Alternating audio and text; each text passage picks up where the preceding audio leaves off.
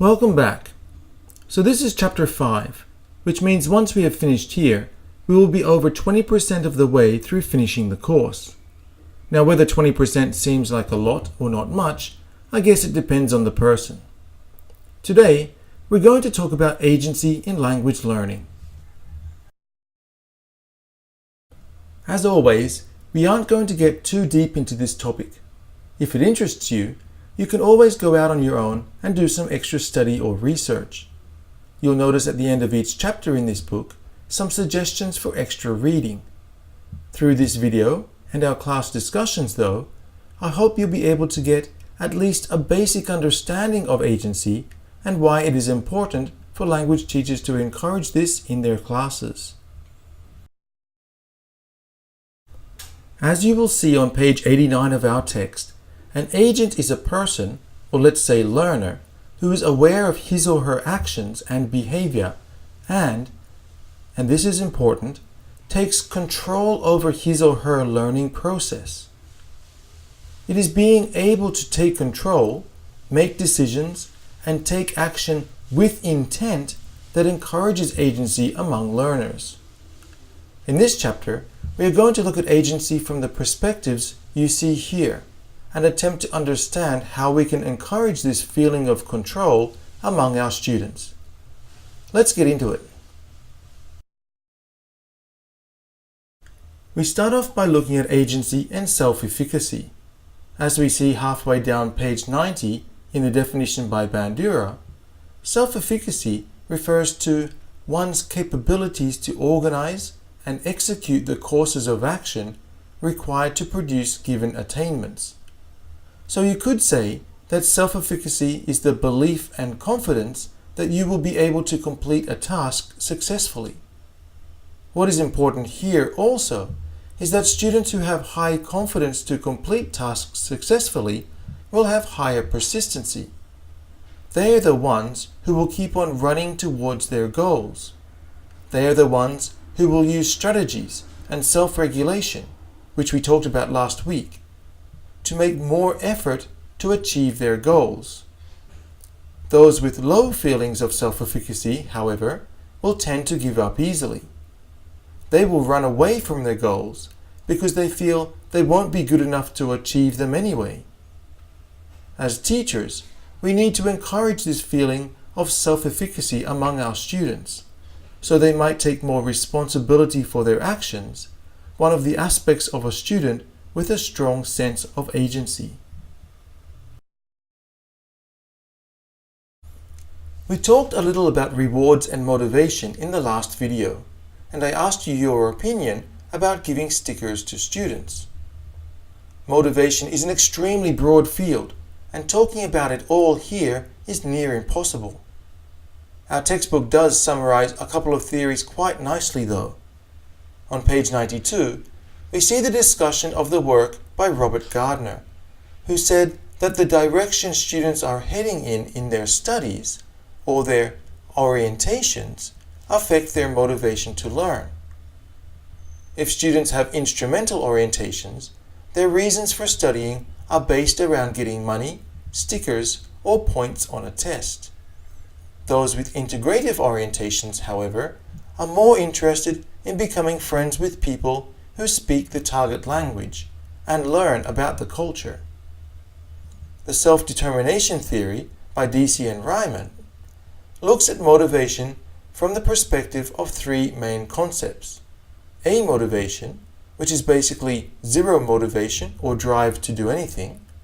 Intrinsic motivation, which is the closest form of motivation to autonomy and describes a state when the learner is having fun, even losing track of time while studying. And between those two, we have extrinsic motivation, which looks at the effects from the outside on our drive to learn. Extrinsic motivation includes 4 extra factors, but we don't have time to get into them here. Zoltan Dornier's L2 motivational self system introduced the idea of the ideal L2 self. This suggests that students will be driven to study when they have a clear image as a successful speaker of the target language in the future. Just as important, however, is the ought to L2 self-image, which is based on the expectations others have of us. Finally, we have the complex dynamic systems perspective, which is, as the name suggests, very complex. In the past, when researchers have looked at motivation, there has been a strong tendency to look at the levels of motivation before the course or experiment, and then after the course or experiment. Recently, however, there is a stronger call for studies that look at the changes that occur during the course or experiment, and for us to concentrate on what might cause an increase in motivation and what might cause decreases in motivation. Constant observations of your students might be one way you can do this.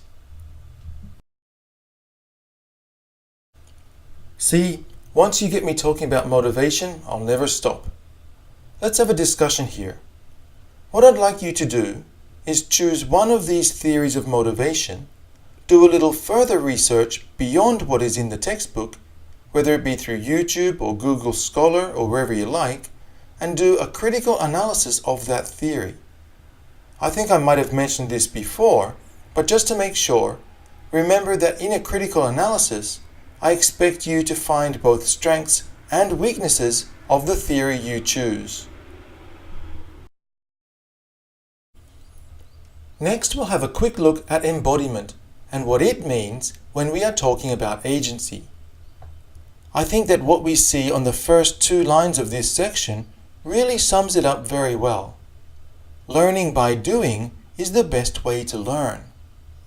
By giving our students the chance to actually use and experience the language, we let them understand and master it better. We can't know what a word like coffee means unless we actually see, feel, smell, and taste the coffee. Then we will truly know what it means.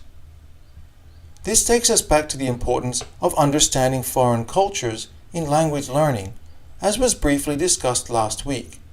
But we also see the inclusion of physical movement and drama as effective ways of increasing student agency in this chapter. Giving your students the chance to experience English is going to be effective for your classrooms. Let's have another quick chat. The use of the 5 senses is important when we think about embodiment. What ideas do you have to increase the way we use each of our 5 senses in our regular English classes?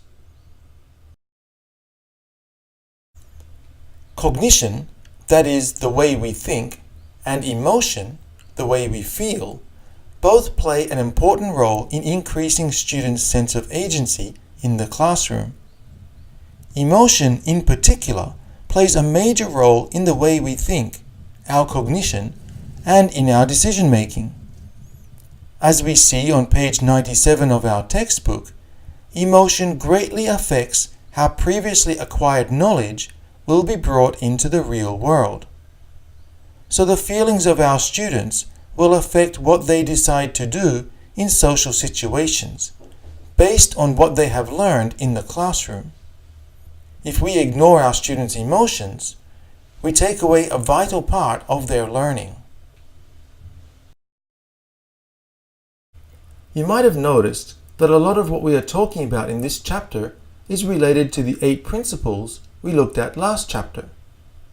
If you remember, we talked about how one's identity may change as he or she becomes more involved in studying a foreign language. By investing the time and effort to become proficient in the target language, learners are able to develop their social and political status within their communities. So, as we see near the bottom of page 99, an investment in learning a new language is not just about learning new words and grammar.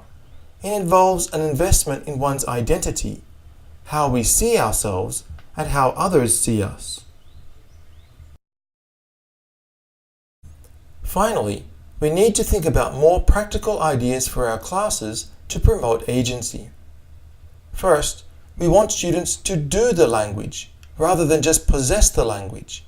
Yes, teaching grammar and vocabulary is important, but we don't want to become the teacher who teaches about English instead of teaching English. We also want to give our students a chance to express their opinions about various topics, so they can display their emotions using the target language. Third, we can help students realize what they're becoming able to do, that is, their language affordances, so they'll be able to make connections between their language ability and the situations in which they can use the target language. Then finally, we want to help students with strategies for self-regulation. By helping students become more aware that they can control the way they learn, we guide them to become good language learners who are able to look after their own learning habits without the teacher holding their hands the whole time. Let's finish with one more discussion. We have talked about a couple of theories behind agency as well as ideas for the classroom. Now, I'd like to hear a few more practical ideas from you. Have a think about how you could promote agency in your classroom and share your concrete ideas in our class. That's all for this week. It got pretty long in the end. Sorry about that. Our discussion topics this week will probably take a little more work than usual as well, so get into them early so you can contribute well to class. See you soon.